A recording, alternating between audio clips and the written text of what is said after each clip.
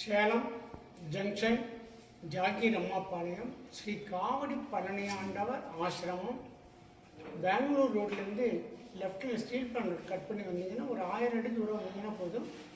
அங்கேயே கோயில் ஆட்சிருக்கு. அங்கேயே முருகப்பெருமான் தங்களை வரவேற்றிருப்பார். உள்ளே வந்தீங்கன்னா முருகப்பெருமான், சிவபெருமான், நவக்கிரகங்கள், 108 லட்சுமிகள், 18 சித்தர்கள், திருப்பதி வெங்கடாஜலபதி எல்லாரையும் தரிசித்த போது 155 அடியில் விஸ்வரூப செல்வலட்சுமி வேலை நடந்து கொண்டிருக்குது. அதையும் பார்க்கலாம். அதே சமயம் 108 லட்சுமிகள் இருக்கிற உலகெங்கும் இல்லாதபடி இங்கே இருக்காங்க. அதையும் பார்க்கலாம். வருகின்ற 14/4/2025 சித்திரை 1 திங்கட்கிழமை தமிழ் விஸ்வாவசு தமிழ் வருட பிறப்பு அன்ற தினம் வருகிறது. விஸ்வாச வருட பிறப்பு அந்த தினம் மிக விசேஷமான நாள். தமிழர்கள் திருநாள், தமிழ் வருட பிறப்பு. இங்கே ரொம்ப விசேஷமாக நமது சன்னதியில் நமது ஆசிரமத்தில் நடக்கிறது பூஜைகள்லாம்.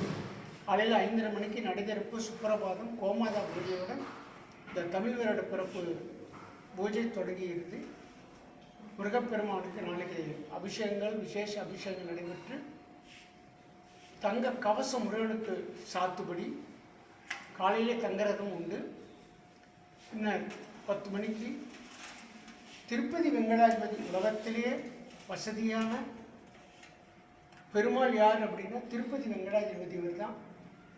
இவரே தாயார் பத்மாவதி அரசிக்கு திருமணம் செய்ய பொருள் வேண்டி குபேரர்கிட்ட கேட்குறார். பா, இந்த மாதிரி நான் திருமணம் செய்ய விரும்புகிறேன், நீங்கள் பொருள் கொடுத்து உதவணும். உடனே குபேரர் படியில் அளந்து கொட்டுறார். அப்பேற்பட்ட இந்த திருப்பதி உலகத்திலேயே வசதியான திருப்பதி வெங்கடாஜலபதிக்கு படியந்தவர் குபேரர். இங்கே குபேரர் மனைவி சித்ரா லேக்காவோடு நமது ஆசிரமத்தில் கூடியிருக்கிறார்கள். அந்த தினம் காலையில் 10 மணிக்கு 27ஆம் ஆண்டாக குபேர பூஜை நடக்க இருக்கிறது. முருகப்பெருமான் மற்றும் சுவாமிகள்லாம் திருமண மண்டபத்துக்கு எழுந்திருல ஹோமங்கள், விசேஷமான எல்லா ஹோமங்களும், கணபதி ஹோமம், சர்வதேவதா ஹோமங்கள், குபேர ஹோமம் எல்லாம் நடைபெறும். இந்த ஹோமம் முடிஞ்ச அப்படின்னா கலச பூஜை. இந்த பூஜையில் கலந்து ஆண்கள் பெண்கள்லாம் கலச பூஜை செய்வாங்க. இந்த கலச பூஜை எடுத்துகிட்டு போய் குபேரனுக்கு சித்திரலாவுக்கும் உங்கள் கைப்பட அபிஷேகம் பண்ணுவார்கள். வேறு எங்கேயுமே கிடையாது. அவரவர்கள் கைப்பட அபிஷேகம் பண்ணுவார்கள். வேறு எங்கேயுமே கிடையாது. குபேரனை நாளை தினம் பூஜை பண்ணால் என்ன பண்ண? செல்வங்கள் வந்து அடையும். தீராத கடன் இருந்தால் அது தீரத்துக்கு வழிகள். வசதிகள் தானாக வாய்ப்புகள் தேடி வரும். அயல்நாட்டு வேலை, உள்நாட்டு வேலை, எல்லா வேலைகளும் தானாக தேடி வரும். குபேரனோட அனுகிரகம் இருந்தால் போதும். அது மாத்திரம் இல்லை, நோய் நொடிகள் தீர்றதுக்கு குபேரனுடைய அனுகிரகம் தேவை. குபேரனோட திசை வந்து வடக்கு திசை. வடக்கு திசையில் தான் கைலாயத்திலிருந்து எல்லா சுவாமிகளும் வீட்டிருக்கிறார்கள். குபேரனோட திசை வந்து வடக்கு திசை.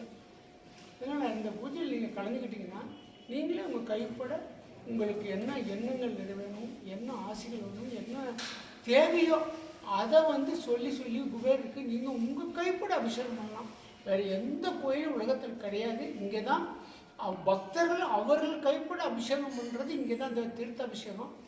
அதனால் பக்தர்களும் வந்திருந்து இந்த பூஜைகளை கலந்து கொண்டு இந்த குபேர கடாட்சம் பெருமான் கேட்டுக்கொள்கிறோம். எல்லா வசதிகளும் தானாக தேடி வரும்.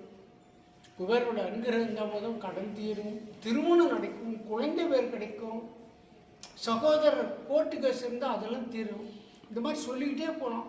ஆகவே பக்தர்கள்லாம் இன்றைய தினமான இந்த 14/4 திங்கட்கிழமை இந்த குபேர பூஜையில் வந்து எல்லோரும் கலந்துக்கிட்டு வேண்டிய உங்களுக்கு என்ன வர வேணுமோ அதை வந்து குபேரட்ட பெருமாள் கேட்டுக்கிறோம். அதனால் சாயந்தரம் தங்குறதான் புறப்பாடு முருகப்பெருமான் உண்டு.